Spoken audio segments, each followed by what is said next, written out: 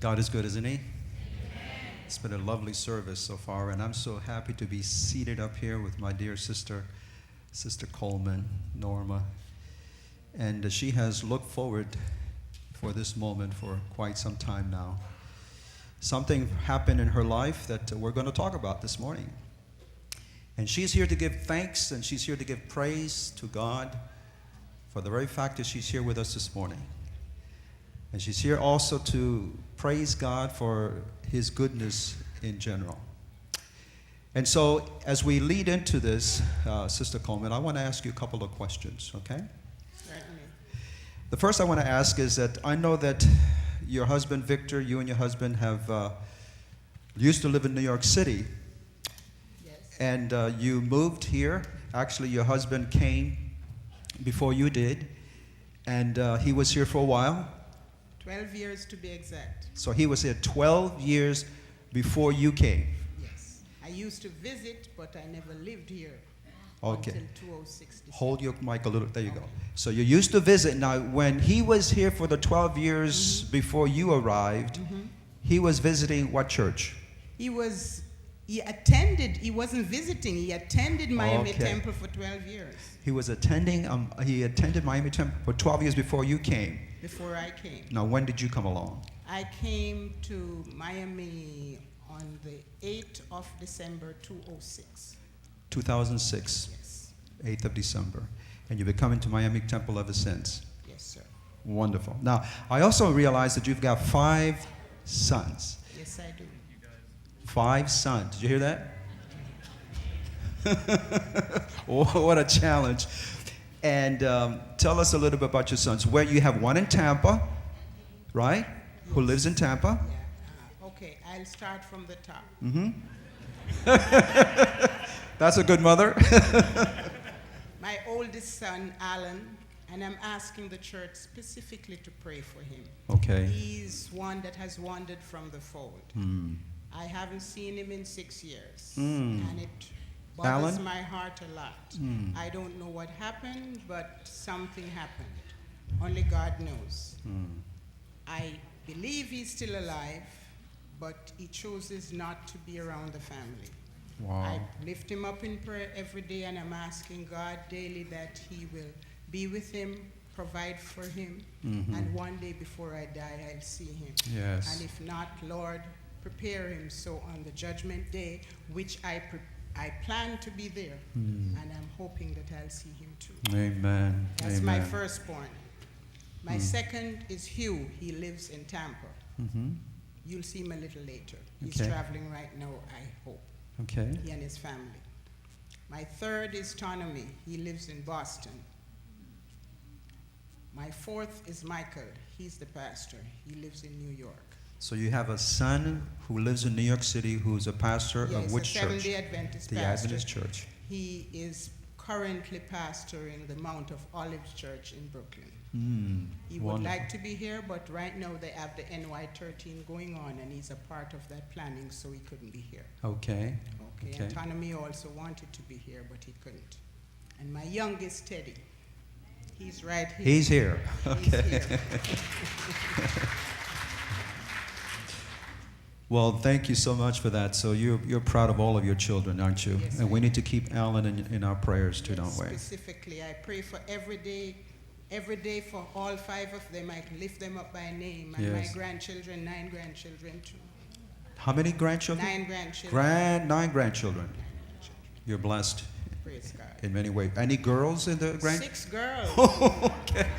6 So that's, you had 5 boys, but now you have 6 girls. Yes, 6 Okay. granddaughters. Now, Sister Coleman, December the 27th, Yes, 2011, something happened Yes. that changed your life forever. Yes. Tell us a little bit about that. Okay. As customary for the last 4 years, I've been going to Tampa for Christmas with my son Hugh. And 2011 was no different. I spent traditionally we go to Busch Gardens the day before Christmas, have Christmas dinner home. A day or 2 later, I travel back to Miami. On the 27th of December, I was coming back from Tampa. My husband picked me up at the airport, and we were on our way home. And when we got to Old Cutler and 144th Street, all I can tell you, we were having a conversation coming along, and I don't know what happened, but I glanced. The Bible talks about in Thessalonians about in the twinkling of an eye. This was exactly what happened. I turned my eye and I saw my husband like this with the steering wheel, and that's it. Blank. So you don't remember anything? No. I had I knew that the paramedics and the helicopter and all of that were there, and they were cutting me out of the car. It took a long time for them to cut me out, but I couldn't really tell you. One thing I know for sure, my body was frozen in time. I felt no pain. Finally, they got me out, and they airlifted me, and I could hear the rumbling of the helicopter going along, and when they landed, everything went black from then. And I woke up in the ICU. No, we know that you sustained some very, very serious injuries. Can you tell us something about your injuries? Okay, my sternum was broken with 6 ribs on both sides. My neck was cracked. They thought it was broken. They thought I would never live. My nose was broken on the right side. My femur was fractured. My knee was dislocated. Everything was hanging out. It's still not back together. My ankle fused itself, and my foot was completely torn up because it was a crushed accident. They had to fuse my big toe, take bone from my second toe because all the bones are fragmented there. And I'd lost so much blood, they coded me twice. Coded you twice? Now, what does that mean? That simply means that they thought I was dead not once but twice. So I know through all this, without a doubt, that God has a divine plan and purpose for my life. Amen. Amen. And I'd like to tell you something, Pastor, and the congregation. I didn't realize all of this, but it was coming to play all along. From birth, I know God had a divine plan for me.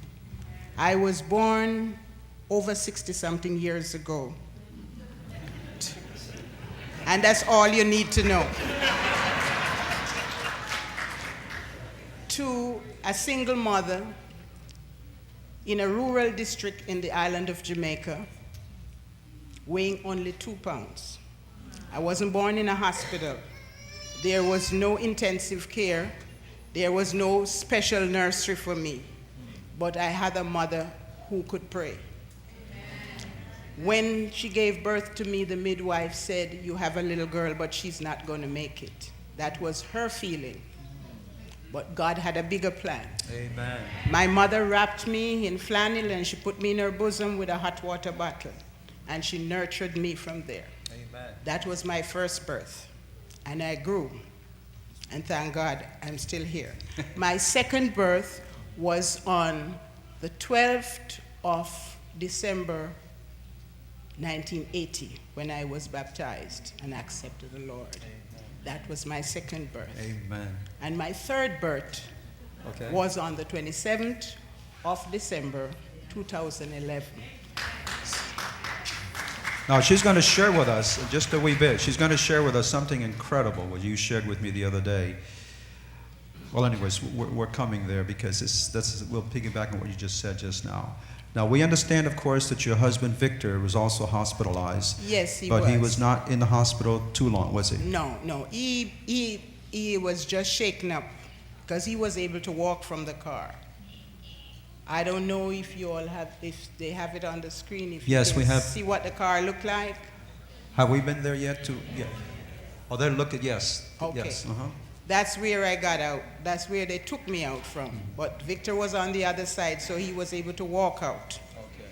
So they kept him a couple of days in the hospital just for observation, and then they transferred him to St. Anne rehab for a couple of days. So emotionally he was shaken up, but physically he was not hurt. We praise the Lord for that. Amen. And he's with us today. Yes, he is. Victor's here with us Because today. God has a plan and a purpose in everything. If I was broken up and he was broken up, there was been nobody to help each other. And so far, he has been my primary caregiver for the whole time. Yes, let's give them. Thank you so much, Victor. Now, let me ask you, how long were you in the hospital? And I know you were in the hospital for a period of time, and then you went into a rehab. Tell us how long you were Yes, I was in both. the hospital for approximately a month.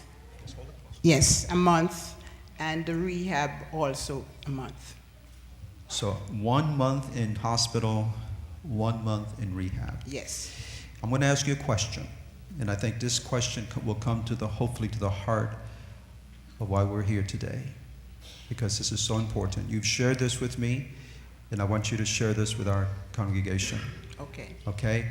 And I'm going to share it because I wrote it down. What kept hope, H-O-P-E, alive? In me. The many hours, nights, days, weeks when you were in excruciating pain. And this went on for day after day, week after week. What kept hope alive? My faith in Jesus. I know that God is in control regardless of my situation. And in the good times and the bad times, he was going to see me through if it was his will. And thank God it is his will. And he will continue to see me through. And you know, the one thing that amazed me of this dear lady here, those of you who went to see her in the hospital will know exactly what I'm talking about. That no matter, I went to see you the very first or second day after you were in there, and you were not able to say a word to anybody.